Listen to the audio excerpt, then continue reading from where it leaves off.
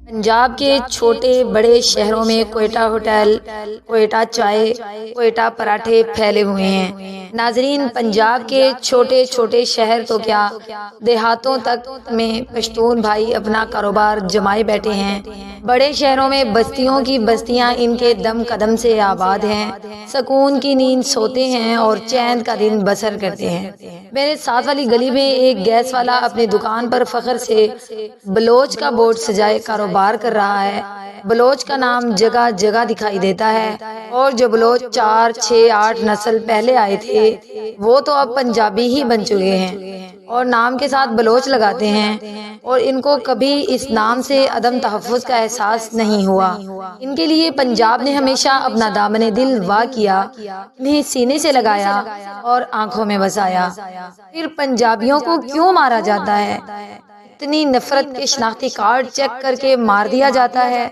بعض لوگوں کا یہ کہنا ہے کہ دراصل یہ پنجابیوں سے نفرت نہیں، ملک کے اداروں سے نفرت ہے، اور ان کا یہ کہنا ہے کہ وہ سمجھتے ہیں اداروں کو پنجابی چلاتے ہیں اور پنجابی ساری پالیسیاں بناتے ہیں۔ یہ ایک فضول قسم کی سوچ ہے، اور اگر کوئی یہ سوچ رکھتا ہے تو اس پر یہی کہا جا سکتا ہے کہ جہالت کی کوئی حد نہیں ہوتی۔ ناظرین، آپ اس ملک کے سربراہان اور اداروں کے سربراہان کی فہرست بنا لیں، آپ کو معلوم پڑ جائے گا کہ پنجابیوں کا اس میں کتنا عمل دخل ہے۔ آدھا وقت ماشاء اللہ کی نظر ہوا اور چوتھائی سندھ کا بھٹو خاندان لے گیا، پھر بھی پنجابیوں پر الزام۔ اس ملک کا بانی محمد علی جناح ایک سندھی تھا، اور سندھیوں نے اسے اتنا پیار نہیں کیا جتنا پنجابیوں نے اپنے سر کا تاج بنایا۔ ذوالفقار علی بھٹو سندھی تھا، اس کو پھانسی ہوئی تو لاہور کی سڑکوں پر پنجابیوں نے خود کو آگ لگا کر احتجاج میں جلا لیا۔ بے نظیر بھٹو اسی سندھ کی بیٹی تھی۔ 10 برس کی جلا وطنی کے بعد جب پاکستان آئی تو لاہور میں اترنے کا فیصلہ کیا، اور لاہور نے اس کا وہ تاریخی استقبال کیا جس کی آج بھی کوئی مثال نہیں۔ اس کی زندگی میں جتنے الیکشن آئے، الیکشن کی رات کا آخری جلسہ اس نے لاہور میں کیا۔ اس ملک میں پہلا مارشاء اللہ ایوب خان نے لگایا جو پشتون تھے، دوسرا مارشاء اللہ یحییٰ خان نے لگایا، وہ بھی پشتون تھے، تیسرا مارشاء اللہ جنرل ضیاء الحق نے لگایا جو جلندھر کے مہاجر اور پنجابی تھے، چوتھا مارشاء اللہ جنرل مشرف نے لگایا جو اردو سپیکنگ پس منظر رکھنے والے مہاجر تھے، یعنی 4 مارشاء اللہ میں صرف ایک پنجابی تھا۔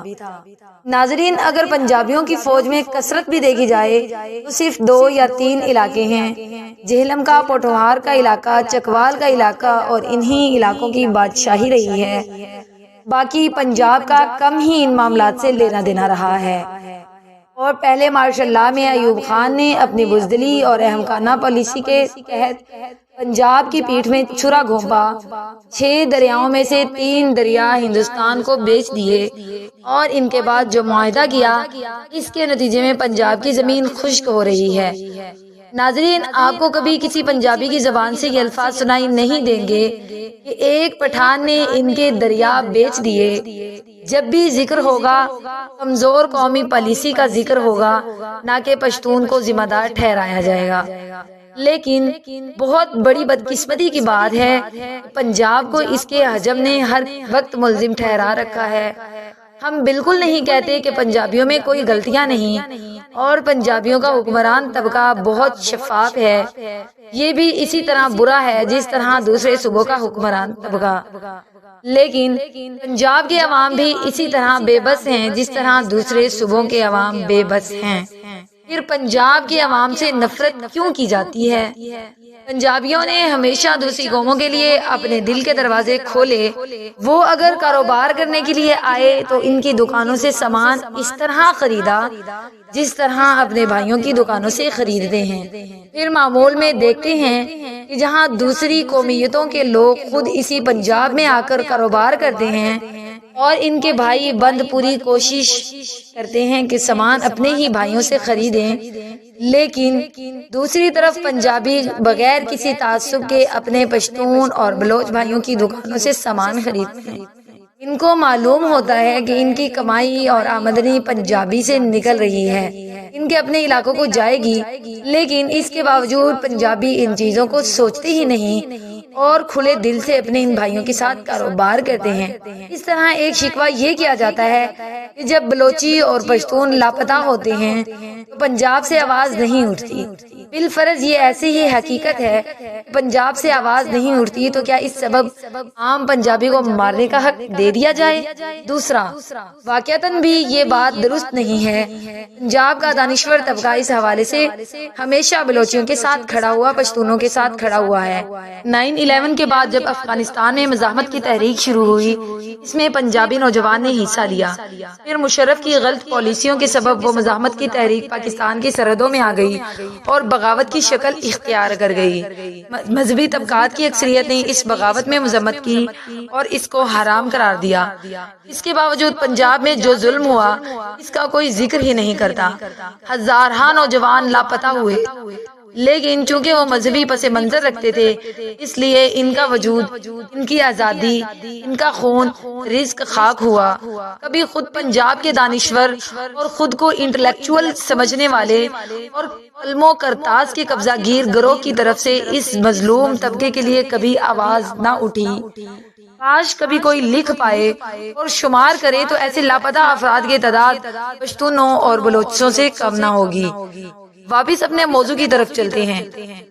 ناظرین، اسی طرح جانی تحفظ کا معاملہ ہے۔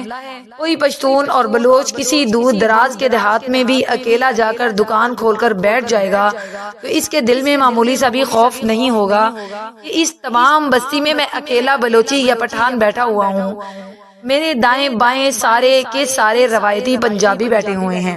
یہ تحفظ کا احساس ہے۔ یہ بے خوفی کہاں سے آئی؟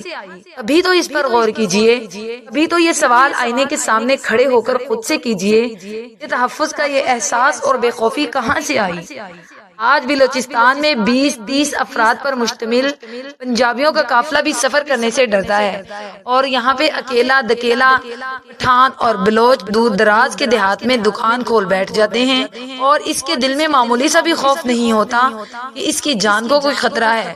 وہ اپنی شناخت نہیں چھپاتا بلکہ بڑے فخر سے بورڈ لگاتا ہے: بلوچ کریانہ سٹور، بلوچ نان شاپ، محمد پیٹرولیم۔ میں آپ کو بتانا چاہوں گی یہ عدم خوف اور تحفظ کا احساس کہاں سے آیا۔ جناب علی، تحفظ کا یہ احساس پنجابیوں کو اس محبت کے سبب پیدا ہوا جو آپ سے کرتے ہیں، اور تکلیف دہ امر یہ ہے کہ انہی پنجابیوں کی شناختی کارڈ دیکھ کر ان کو مار دیا جاتا ہے۔ اس ماحول میں سب سے زیادہ ضروری یہ ہے کہ اس واقعے کی مذمت میں ہمارے پشتون اور بلوچ بھائی خود آگے آئیں۔ لاہور میں بسنے والے بلوچ نہیں، ملتان میں کاروبار کرنے والے پشتون نہیں، راولپنڈی اسلام آباد بڑی بڑی کمپنیاں چلانے والے پشتون نہیں،